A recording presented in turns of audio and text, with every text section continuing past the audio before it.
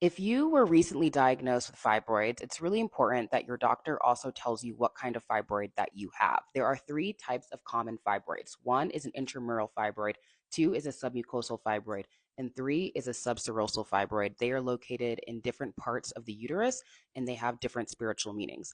So today I'm going to break down the spiritual meaning of a submucosal fibroid. So before we can really understand what a submucosal fibroid is, we need to understand where it's located in the uterus. Okay, so I'm going to demonstrate.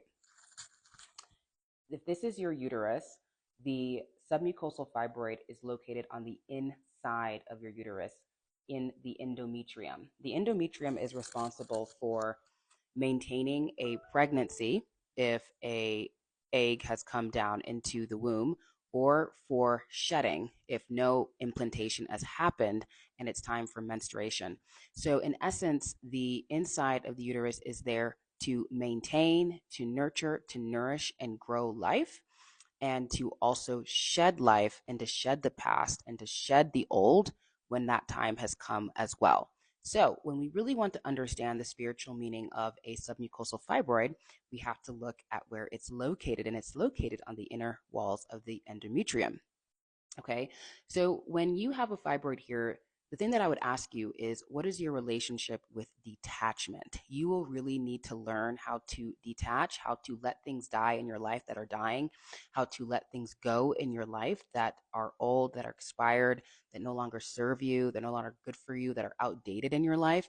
And you have to ask yourself, what is your relationship with maintaining projects, with nurturing your desires, with nurturing your ideas, and allowing them space to grow?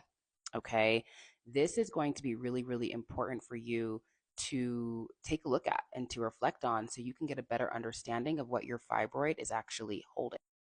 There's also another component to the endometrium. The endometrium is a part of the uterus that is about devotion.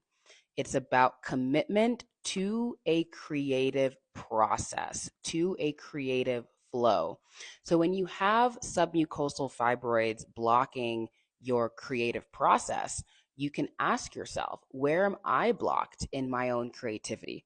Where am I blocked in my own creative process? Where am I not creating something into the world, right? Where am I not bringing new ideas, new desires, new thoughts, and nourishing those and birthing those out into the world, right? That's really, really important. The last thing I want to talk about when it comes to submucosal fibroids is that the inner wall of the uterus, the endometrium, is also a space where we are implanting new life, and then we are devoting to the whole creative process to bring it to its full potential. And then what we're doing is we are going to birth that life so that that baby, for example, will go on and replicate us and birth new life itself, right? That's how you continue your lineage. So, in essence, the womb is where the lineage continues, where the legacy continues. So, when people have submucosal fibroids, it can be this unmet desire to create something of lasting importance, to create something that will replicate itself, that will grow on its own, that will continue your legacy. So, honey, this has to do all with your unbirthed creativity. This has to be with your unbirthed desires where you are not reaching fulfillment in your own creative process. And so, you really want to ask yourself, where can you start taking ownership of your creativity? Where can you start devoting and committing to your creativity?